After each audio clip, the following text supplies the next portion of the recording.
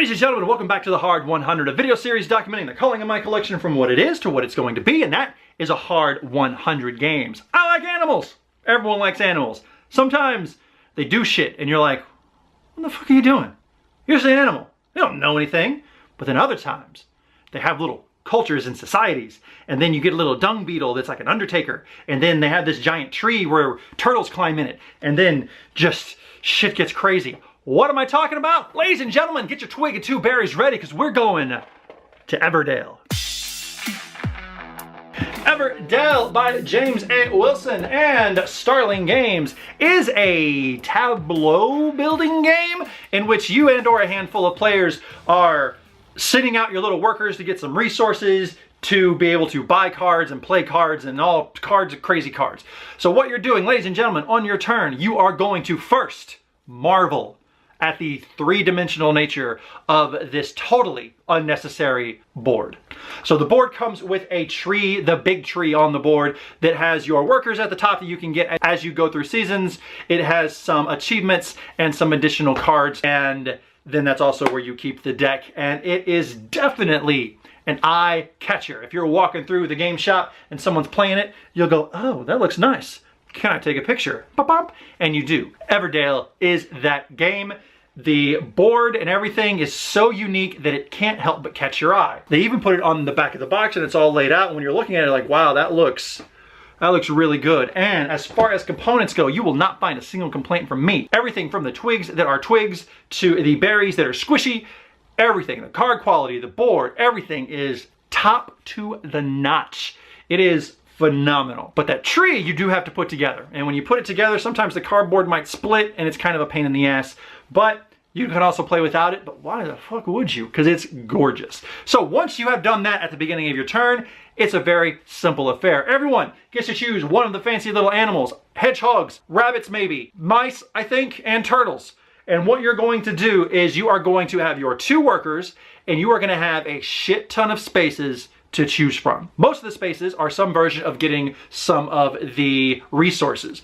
The twigs and berries, as I mentioned, the resin, and then the little pebbles. Why do I need these resources? Because in your hand you have a ton of cards, and all of these cards will have a cost. For the construction cards, you will have to pay the resources and you get to put it in your little tableau. If it is a critter, you will have to pay them in berries, which is food, and then it goes in your tableau. Also, if you have a building built, you can play some critters for free, and it'll show on the bottom of each building what it can build. And at the top of the critter card, it will also say this can be built for free if you have this. And there's a nice little token to remind you that you have used that building because it's 1 per 1. So you are getting all of these resources to be able to play the cards in front of you. There's a max of 15, and you keep going. The game ends after 4 seasons, and whoever has the most points wins. There's also the meadow in the middle that has a bunch of face-up cards for everyone, and you only get to pull from that if a card says so, or at the end of the summer season. So you don't, whenever you have to draw a card, you draw blind from the stack, so you can't really draw from the face up, but the face up is there to try to plan a turn. Here's how this really works.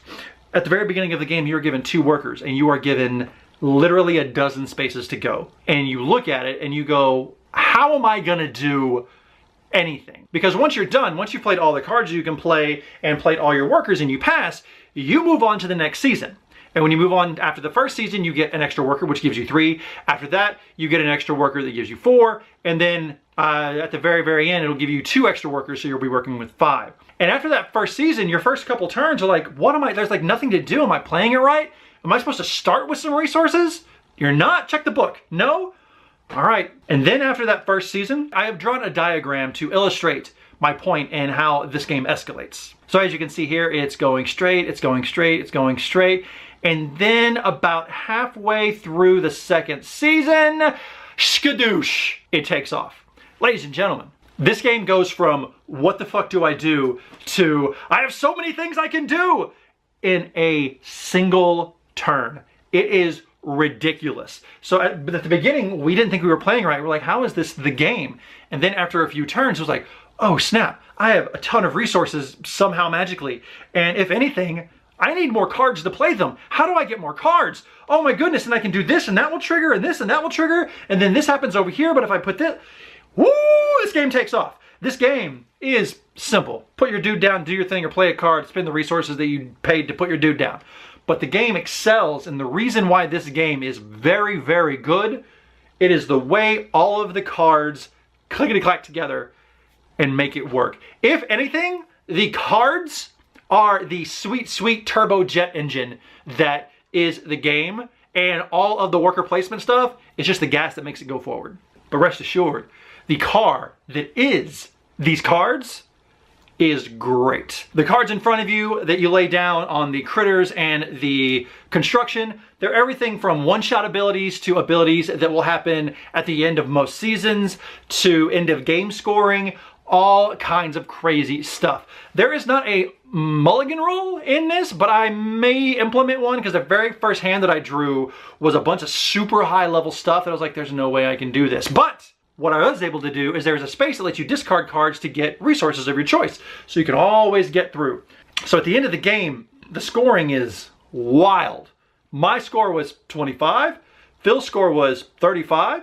And the other guy we had playing with us, his score was like in the 50s or 60s. So clearly we didn't know what we were doing, and he clearly did. Let's do some housekeeping. 1 to 4 players. Now, if you do play this solo, you play against an AI sort of thing called Ratdoc. I forget what his name is. I haven't played it that way. We played it with 3, and it was very, very fast because on your turn, you're only doing one action. You're playing a worker or playing a card, so it's very, very quick. And you need that time in between to really think about what you're going to do so you don't do what I did and end up just playing a card because you can when there would have been a better card for you to play in your hand if you would have just been paying attention.